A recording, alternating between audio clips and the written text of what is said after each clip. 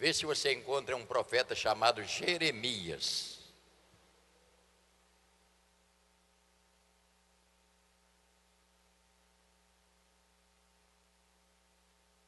Profeta Jeremias.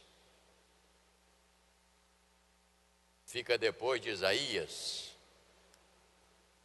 São os profetas maiores. Isaías, Jeremias, Ezequiel e assim segue. Por que maiores? Porque escreveram mais capítulos.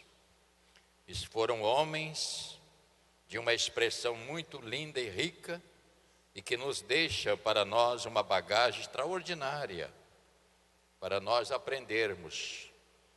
Porque nesta vida você sempre aprende com quem já viveu, com quem já conhece o assunto, não é isso? Capítulo de número 18.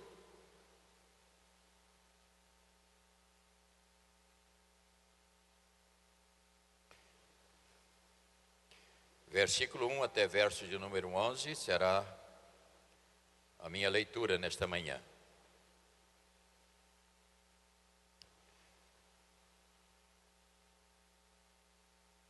A palavra do Senhor que veio a Jeremias dizendo: dispõe-te e desce à casa do oleiro, e lá ouvirás as minhas palavras. Desci à casa do oleiro, e eis que ele estava entregue a sua obra sobre as rodas. Como o vaso que o oleiro fazia de barro se lhes estragou nas mãos, tornou a fazer dele outro vaso, segundo bem lhes pareceu. Então veio a mim a palavra do Senhor, dizendo assim: não poderei eu fazer de vós como fez o oleiro, ó casa de Israel? Diz o Senhor: eis que como barro na mão do oleiro, assim sois vós na minha mão, ó casa de Israel. No momento em que eu falar acerca de uma nação ou de um reino para arrancar, derribar e destruir, se tal nação se converter da maldade contra o qual eu falei, também eu me arrependerei do mal que pensava fazer-lhes. E no momento em que eu falar acerca de uma nação ou de um reino para edificar e plantar, se ele fizer o que é mal perante mim e não der ouvidos à minha voz, então me arrependerei do bem que houvera dito e que lhes faria. Verso 11: ora, pois, fala agora aos homens de Judá e aos moradores de Jerusalém, dizendo: assim diz o Senhor, eis que estou forjando o mal e formo um plano contra vós outros. Convertei-vos, pois, agora, cada um do seu mau proceder. E aqui ele conclui: emendai os vossos caminhos e as vossas ações. Oremos. Nosso Deus e Pai, colocamos a mão sobre esta palavra, porque creio que esta palavra tem um poder extraordinário, poder nas expressões as quais foram ditas por estes santos homens, e também falhos como nós, mas que fizeram a opção de obedecer, de se curvar diante da vontade do Senhor.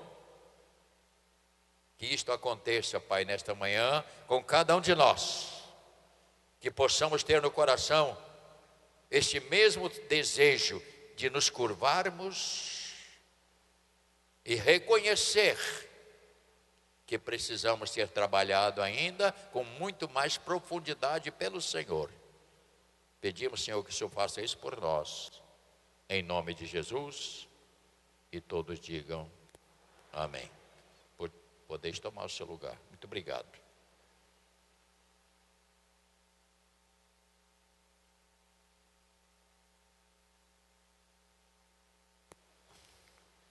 Agora você está mais acomodado. No capítulo 1 deste mesmo livro, Sempre coloque aí qualquer uma marcazinha para você poder voltar. Normalmente a Bíblia tem uma fitazinha ou duas. E o sentido desta fita é para você manter marcados os textos. No capítulo de número 1, ninguém chegou aqui diante de Deus de qualquer maneira. Deus tinha trabalhado a estes profetas que iriam servi-lo mais tarde. Puxa, peço agora a sua atenção, melhor que você puder, lá em cima. Só saia se houver extrema necessidade, tá bom? Faça isso, para que você não desperte a atenção das pessoas ao sair. Capítulo 1, a palavra de Jeremias, filho de Euquias, um dos sacerdotes que estava em Anatote, na terra de Benjamim. A ele veio a palavra do Senhor nos dias de Josias, filho de Amon, rei de Judá, no 13º ano do seu reinado.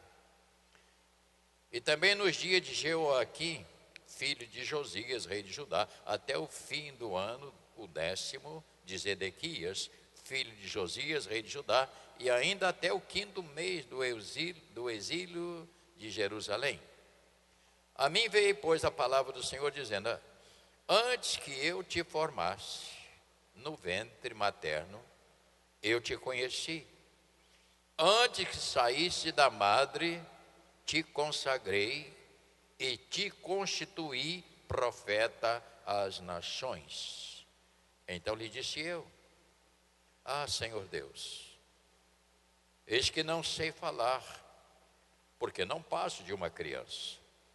Mas o Senhor me disse: não digas não passo de uma criança, porque a todos a quem eu te enviar irás, e tudo quanto eu te mandar falarás. Não temas diante deles, porque eu sou contigo para te livrar, diz o Senhor. Depois estendeu o Senhor a mão, tocou-me na boca, e o Senhor me disse: eis que ponho na tua boca as minhas palavras. E no verso 10 ele diz: olha, eu hoje te constituo sobre as nações, sobre os reinos, para arrancardes, derribardes, para destruirdes, arruinares e também para edificares e para plantares. Só para termos uma noção, Jeremias não era um homem que andava solto, de qualquer maneira, e Deus foi lá, pegou um aventureiro, vou mandar fazer isso. Não, Deus sempre trabalha antecipado. Deus não é um Deus de improviso. Deus tem as suas leis, e elas são fixas, escritas. E Ele vai sempre exigir o cumprimento das suas leis, seja para abençoar e seja para destruir. Muitas pessoas não entendem, e alguns dizem assim: se Deus é bom, como é que Ele permite uma pessoa ir para o inferno? Quem fala isso, ele não sabe nada sobre Deus, porque a Bíblia fala diferente do que as pessoas pensam. Só para dizer que Jeremias então não era uma pessoa qualquer. Deus tinha um projeto estabelecido. Então Deus chama Jeremias desde o ventre e o coloca como porta-voz do Senhor, porque o povo de Deus, irmãos, sempre precisou de ter um governo para os guiar. Sempre aconteceu. Mediante o quê? A palavra dos profetas. E isto aconteceu até Jesus vir. Quando ele veio, nasceu, passou seu período, e neste seu período de ministério, ele criou as leis para, no Novo Testamento, também o povo precisa de ser e precisava ser dirigidos. Então você descobre que hoje Assim como o profeta naquele período, os patriarcas eram os responsáveis para ajudar na caminhada, hoje nós somos guiados pela palavra, pelo Espírito Santo, que Jesus disse que mandaria o Espírito Consolador para nos guiar a todas as verdades. Então nós somos pessoas que hoje somos regidos pela palavra de Deus. Aqui está, nenhum crente erra inconsciente. Ninguém pratica algo errado inconsciente. Ele faz consciente de que está errado, e muitos insistem no erro e são destruídos. Podem não morrer fisicamente, mas morrem espiritualmente, porque perde o temor de Deus, ou a Deus.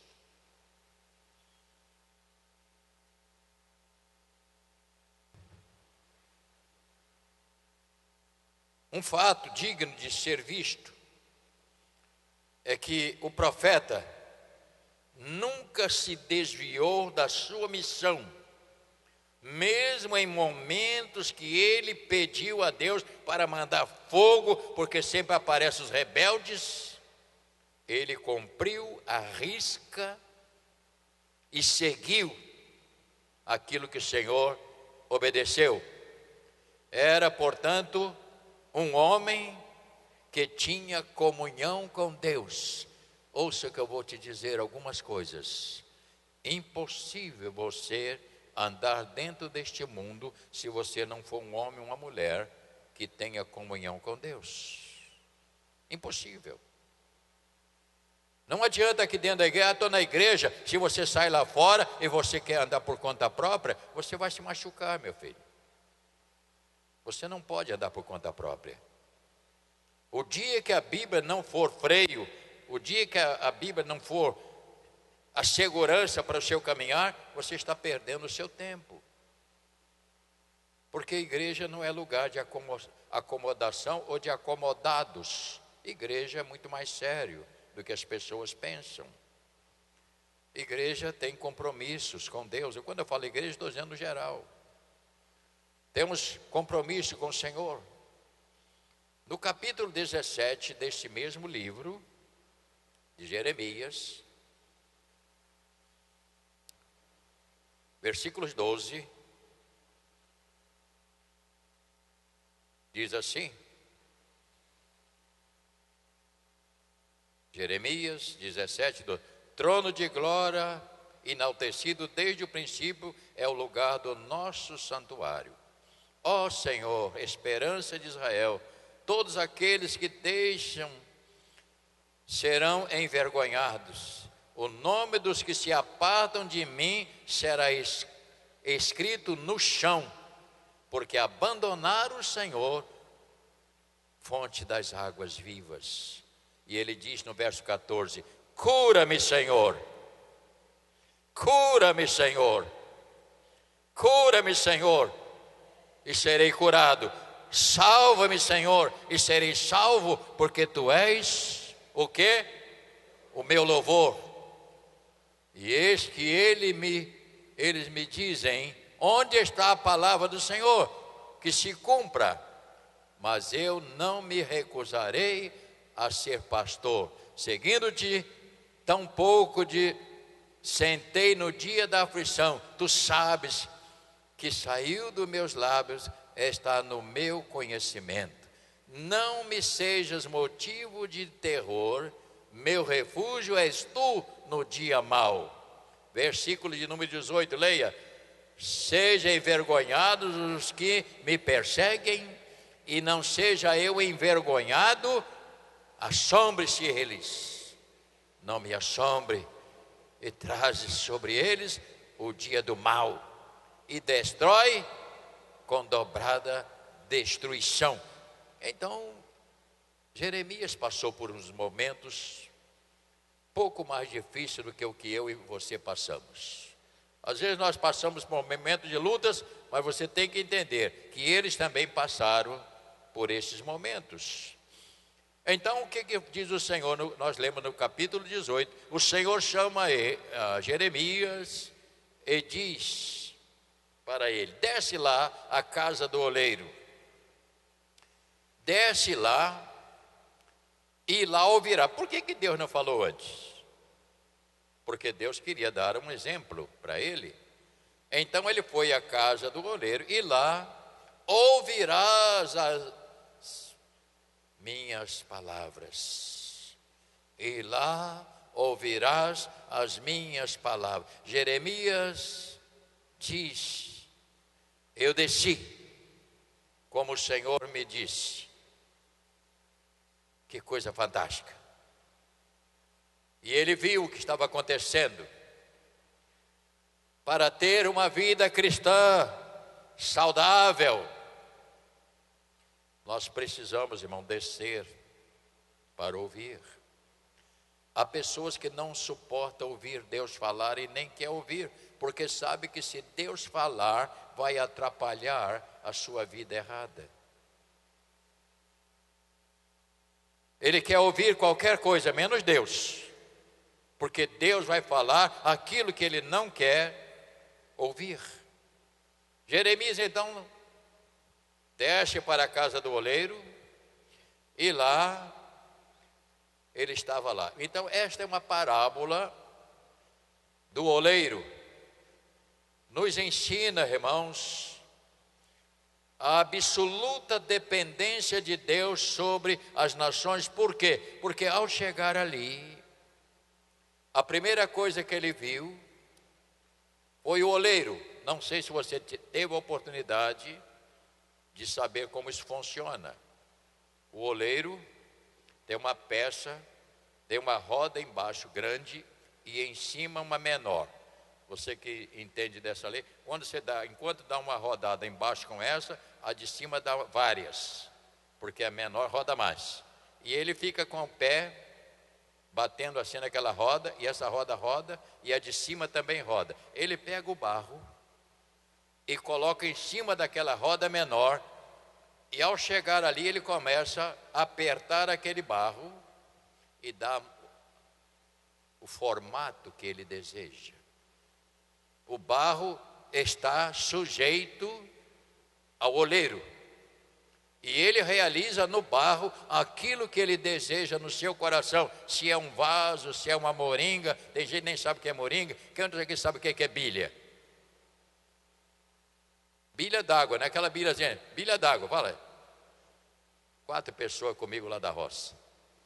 Bilha d'água tem um bico maior e um menor, uma alça. E quando eu ia para a roça para trabalhar na enxada, ralei até 15 anos puxando enxada, não tive boa vida.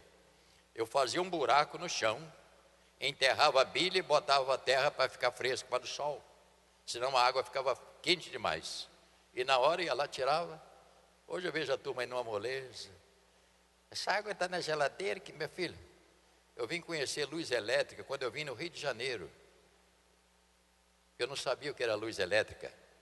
Eu me assustei quando eu vi que as luzes tudo coloridas. Eu fiquei, meu Deus, onde é que eu estou? Estou no paraíso aqui, né? Mas eu bebi aquela água ali. E você sabe que eu saí da roça com 15 anos por causa de uma mulher. Você não acredita? Já com 15 anos.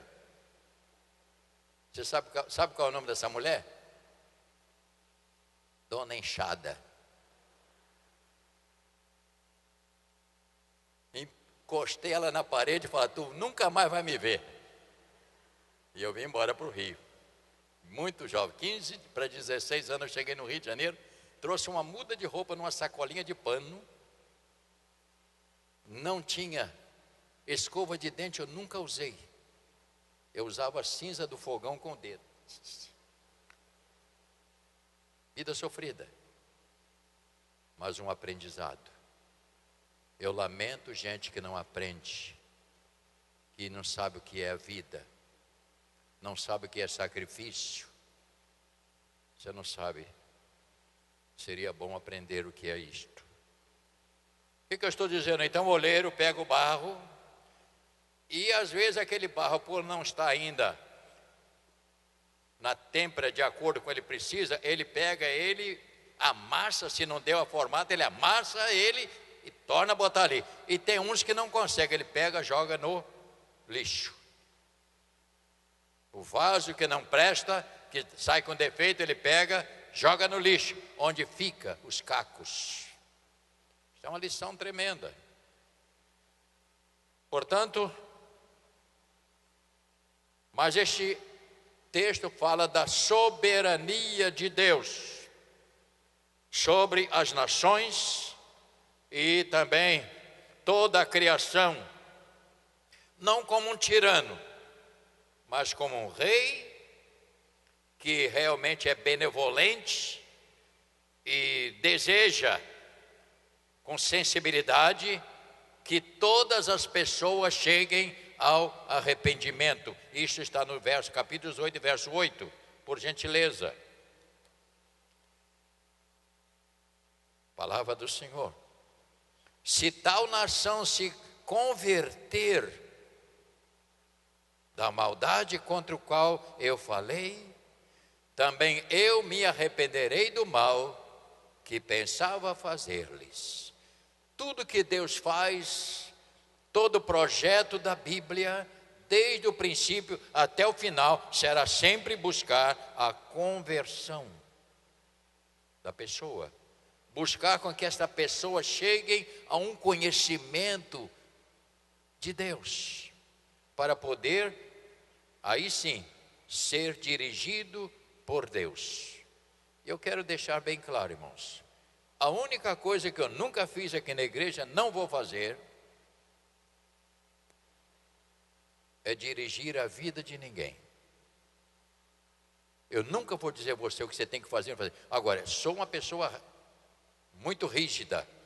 Se andar errado, com coisas que eu sei que queima isso aqui, está tirado, está fora. Porque isso aqui não é lugar. E se eu souber que uma pessoa está andando com a vida toda torta, se eu souber, eu chamo para conversar. Mas eu não vou ficar vigiando a vida das pessoas. Eu não fui chamado para vigiar. Eu fui chamado para falar a verdade. E quem é da verdade, ouve a verdade. Quem é da mentira, vai ficar no mundo. Então essa é a nossa função, como pastores aqui. Não falo do tamanho do seu vestido, se tem que botar um vestido mais comprido ou mais curto, se você tem que botar um vestido bem decotado ou não, eu não estou aí. Isto é problema da pessoa. A pessoa que tem que saber do seu próprio comportamento. Você nunca me viu aqui, nunca vai me ver entrar nesta igreja de bermuda. Se você for no mercado, onde eu estiver fazendo compra, você vai me ver de chinelo de dedo, as havaianas, bermuda, não aquela caída assim, caindo as calças não, direita. Se você for lá, eu ando na pista lá de tênis eu sempre procuro andar correto. Agora, aqui na igreja, você nunca me viu, porque eu acho uma indelicadeza tão grande entrar dentro da igreja de bermuda ou de camiseta sem manga. Isso é feio. Isto aqui não é para isto. Então eu sou, acima de tudo, um zelador, porque eu sei que Deus está vendo todas as coisas e Ele acompanha a nossa vida. Antes do Senhor falar, Ele mostra o oleiro. Ele chama Jeremias e diz: Jeremias, dá uma olhada lá no oleiro, para que eu possa conversar com você. Portanto, antes do Senhor falar, Ele mostra o oleiro trabalhando o barro. O oleiro tinha domínio sobre o barro para formar a peça desejada que ele queria. Então você vê, depois esse jarro, ele é colocado em estantes, é colocado em plantas e outras coisas mais. Mas ele antes passou pelo esmagar. Há pessoas cristãs que não querem ser esmagada, não quer que ninguém fale. Se você não for esmagado, você nunca será o que Deus quer. Só 3 aleluia não é possível. Se você não for espremido pelo Senhor, você não tem parte com Ele. E às vezes os apertos são diferentes um dos outros. Ouça que eu estou terminando, meu assunto hoje não é tão longo. Antes do Senhor falar, Ele mostra o oleiro trabalhando no barro. O que acontece? O oleiro tinha domínio sobre o barro para formar o vaso. Irmãos queridos, se Deus não tiver domínio sobre nós, nós nunca seremos o que Ele deseja. Se Ele não tiver domínio sobre a sua vida, sobre a minha vida, Ele nunca poderá fazer de você o que Ele deseja. Jamais. O barro sem oleiro seria simplesmente o quê? Barro. O barro nunca seria nada se ele não fosse trabalhado. A nossa vida sem Deus é um fracasso. A Bíblia diz que o homem sem Deus, ele é pó. Porque o pó é o mesmo lá, onde Deus fez, amassou e fez um Adão. É o mesmo. Então o homem sem Deus, ele nunca vai aceitar a moldura que Deus deseja para a sua vida. Portanto, essa expressão é muito forte. O barro sem oleiro seria sempre barro. Mas nas mãos do oleiro virou uma jarra.